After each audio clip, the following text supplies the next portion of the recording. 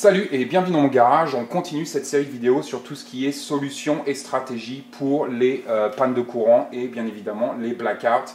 Énormément de stratégies et de solutions en ce qui concerne l'éclairage d'appoint. Donc là, c'est vraiment juste un petit aperçu de toutes les possibilités qu'on va avoir, de tous les outils qu'on va avoir sur le marché. Et on va commencer avec la bougie. La bougie, très intéressant, généralement, c'est quelque chose que tout le monde va avoir à la maison. Et dans une situation de panne de courant ou dans une situation de blackout, généralement les gens vont sortir en premier les bougies. Le plus important à savoir avec la bougie, c'est que bien évidemment c'est un système fini.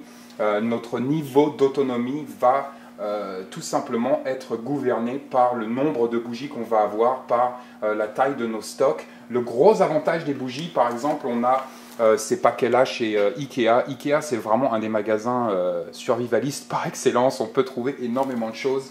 Mais donc, ces packs de bougies, il y en a 100. C'est environ 3 $. Ça coûte rien. C'est excellent. Mais donc, le gros avantage de la bougie, pour moi, personnellement, c'est qu'on va pouvoir ici, encore une fois, comme on l'a vu dans les deux vidéos précédentes, mais on va encore une fois ici pouvoir influencer et maintenir la stabilité de notre environnement proche. Peut-être tout simplement donner des bougies à nos voisins. Ça peut être une solution extrêmement intéressante. C'est une solution long terme qui va se garder dans le placard à vita aeternam. Donc ça peut être une solution, encore une fois, de maintien de la stabilité de notre quartier et de nos voisins, qui peut être très intéressante. On l'a vu sur la première vidéo avec tout ce qui concernait un petit peu l'énergie et nos systèmes de communication. On va pouvoir ici influencer la stabilité de notre quartier. On l'a vu sur la vidéo précédente avec tout ce qui concerne l'eau et la nourriture. On a un petit peu prévu aussi l'impact sur notre quartier et peut-être venir soutenir et aider nos voisins. Et on va le voir encore aujourd'hui avec cet univers de l'éclairage d'appoint. Donc pour tous ceux qui pensent que le survivalisme est quelque chose d'individualiste et d'égoïste, je vous emmerde.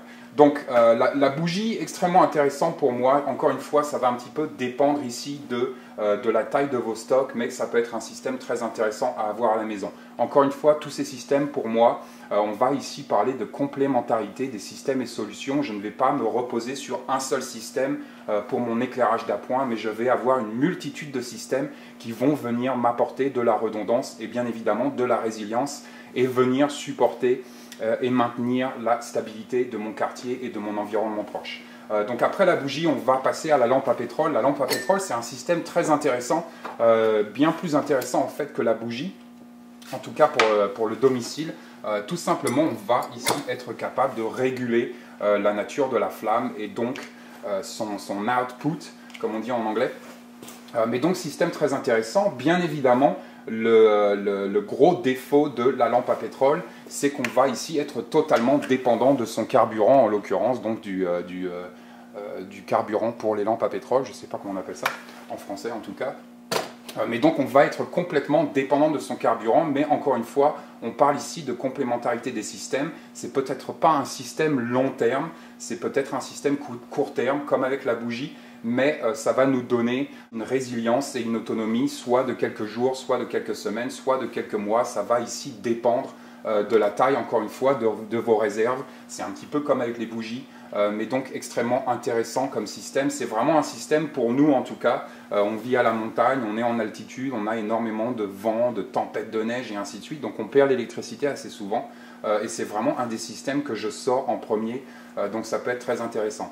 Ce qu'il faut savoir avec la lampe à pétrole, c'est qu'il y a énormément de systèmes sur le marché aujourd'hui, des systèmes plus ou moins complexes, plus ou moins chers.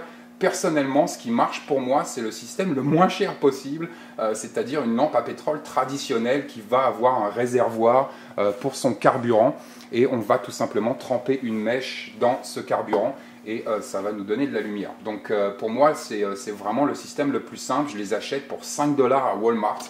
Ils en vendent plusieurs catégories. Ça, c'est les lampes tempête, les lampes à pétrole tempête. Je vais aussi avoir des mécanismes de rechange. Sur ces lampes-là qui coûtent 5 $, le mécanisme de rechange imbattable, ça coûte 1,50 $. Donc prévoyez aussi un petit peu ces pièces de rechange. Mais pour moi, encore une fois, tous ces systèmes vont être complémentaires. Je ne vais pas choisir la bougie ou la lampe à pétrole. Et on parle aujourd'hui de lumière, mais il y a énormément de gens qui veulent constamment confronter les outils comme s'il fallait choisir entre l'un ou l'autre. Personnellement, généralement, ça va être les 2, les 3, les 4, les 5, peu importe. Je veux ici créer de la redondance et je veux avoir des systèmes qui vont pouvoir me permettre de les échanger ou de les donner dans une situation un petit peu catastrophique, voire merdique.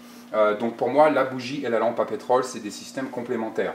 Puisqu'on est sur les outils à flamme, on va faire un petit rappel ici.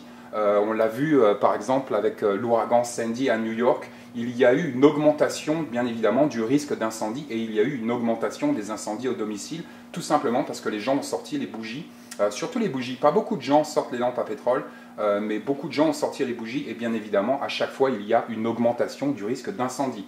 Donc si vous prévoyez des outils, des systèmes et des stratégies à flamme, on va les appeler comme ça, prévoyez aussi tout simplement 3 choses. La première chose, ça va être un détecteur de monoxyde de carbone. La deuxième chose, ça va être un détecteur de fumée.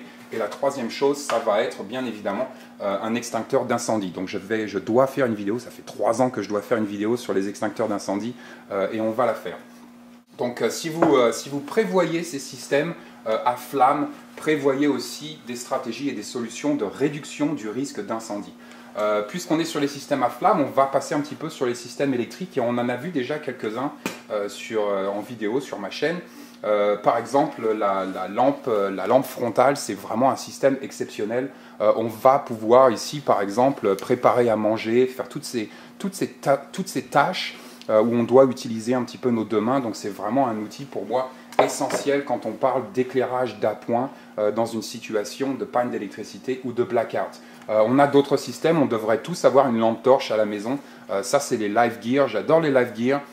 J'en ai un petit peu partout. Celle-là, elle va faire 12 lumens et elle va durer pendant 400 heures. Le gros avantage de cette lampe torche, c'est que bien évidemment, on va avoir ici elle va faire bâton lumineux et on va aussi pouvoir signaler notre position. Donc ça peut être intéressant. On va aussi parler un petit peu, puisqu'on est sur les lampes torches, du système Eco Highlight. Bon, c'est la marque de c'est la compagnie qui s'appelle comme ça. Vous pouvez les trouver sous d'autres compagnies. C'est un système très intéressant que j'ai installé chez moi à la maison. Ça va se brancher tout simplement sur une prise et à chaque fois qu'il va y avoir une coupure d'électricité, la lampe va s'allumer toute seule. Donc pendant qu'il y a de l'électricité, la lampe torche va se recharger dans son chargeur. La nuit, on va avoir une petite veilleuse en dessous de la lampe et s'il y a une coupure de courant ou une panne d'électricité, la lampe torche va s'allumer directement. Pourquoi c'est un système intéressant? C'est surtout pour moi un système intéressant pour les personnes à risque, comme les personnes âgées par exemple, qui vivent en appartement ou en maison, qui ont des escaliers, panne d'électricité, ils se lèvent la nuit pour aller pisser, peu importe, ils doivent descendre les escaliers, plus de lumière, ça devient pour moi une personne à risque. Donc c'est vraiment un système assez exceptionnel en fait, c'est tout con, tout bête, vraiment pas cher. Je sais qu'ils en vendent partout dans le monde sous différentes marques, peu importe, mais c'est vraiment une stratégie, une solution très intéressante, encore une fois, surtout pour les personnes à risque. Si j'avais par exemple des grands-parents qui vivaient tout seuls, soit en appartement, soit dans une maison, ce serait mon cadeau de Noël pour eux. Brancher ça dans une prise électrique, s'il y a une coupure de courant, la lampe s'allume automatiquement et comme ça les gens peuvent évoluer et attraper la lampe et se diriger dans leur appartement le plus sécurisé possible. Super système. On a d'autres systèmes, on reste sur l'électrique comme par exemple, c'est un peu le même principe que la lampe à pétrole, sauf qu'ici on va être sur de l'électricité, donc même principe. On va être ici dépendant d'une ressource d'énergie. La lampe à pétrole va être dépendante de son carburant. Cette lampe électrique va être dépendante, bien évidemment, de ses piles. J'aime pas du tout la lumière. Ça me fait penser à des bagnoles allemandes, des phares de bagnoles allemandes. C'est dégueulasse. Mais système très intéressant, encore une fois, coupure de courant, très facile à allumer, contrairement à la bougie ou à la lampe à pétrole. Surtout, encore une fois, si vous avez des enfants. On peut inverser cette lampe, on peut la donner aux enfants quand par exemple ils veulent aller aux toilettes durant une panne de courant, on peut se balader avec cette lampe, il n'y a aucun risque d'incendie ici, ça peut être un système extrêmement intéressant et encore une fois très facile à mettre en place, on peut garder cette lampe par exemple dans la salle de bain et ça fait notre lumière d'appoint dans la salle de bain, donc système très ingénieux et très intéressant. Puisque ça marche à pile et puisque la plupart de ces derniers de ces derniers systèmes marche à pile, on va passer sur un petit peu des systèmes un petit peu plus indépendants au niveau énergie, et donc on va retourner sur le solaire. Donc on connaît tous maintenant le Goal Zero qui est mon système un petit peu de prédilection, mais donc le Guide 10 vient aussi avec une prise USB, donc très intéressant pour nous parce qu'ils vendent des petites lumières comme ça qui vont se brancher sur l'USB, et ça va ici aussi nous donner une petite lumière d'appoint phare de bagnole allemande, mais ça peut être très intéressant par exemple tout simplement de le poser dans la cuisine si on doit préparer à manger, faire les pâtes, les raviolis. Je suis marié à une italienne, mais donc ça peut être très intéressant pour nous effectivement d'évoluer au quotidien, et on va ici être sur un système totalement rechargeable au solaire, donc extrêmement durable, et ça peut être très intéressant pour nous. On va reparler bien évidemment du convertisseur. Le convertisseur va faire le même travail, sauf que ici notre input va être du 12 volts, comme par exemple la batterie de votre voiture. On va aussi avoir la prise USB sur mon convertisseur, donc ça peut être très intéressant. On a USB et bien évidemment 110 ou 220, ça dépend de votre pays. Mais donc ça peut être un système pareil qui va pouvoir générer de l'électricité, et on va pouvoir ici brancher ou recharger des piles et ainsi de suite. Puisqu'on est sur système à piles, bien évidemment, on va reparler des stocks de piles, encore une fois, AA et AAA le plus possible, tout simplement, comme on vient de voir avec les bougies, pour un petit peu maintenir la stabilité de nos quartiers, on va ici être capable d'alimenter les lampes torches, par exemple, de nos voisins, donc extrêmement intéressant pour nous. Pour tout ce qui est système à flamme, donc tout ce qui est lampe à pétrole et bougies, intéressez-vous aussi sur un stock, moi j'appelle ça Fire and Light, c'est mon module feu et lumière. Très important de conscientiser bien évidemment le manque d'allumettes et de briquets et ainsi de suite qu'on va avoir. Il y a beaucoup de gens aujourd'hui, surtout dans les milieux urbains, les gens qui n'ont pas de gazinière par exemple, ou qui n'ont pas de fireplace, comment ça s'appelle, de cheminée. Peut-être que les gens ne vont pas avoir tout simplement un briquet à la maison ou des allumettes à la maison. Donc pensez à faire des stocks d'allumettes. Il y avait eu un reportage qui disait que dans les pays du tiers-monde, par exemple, on utilisait environ 500 allumettes par mois.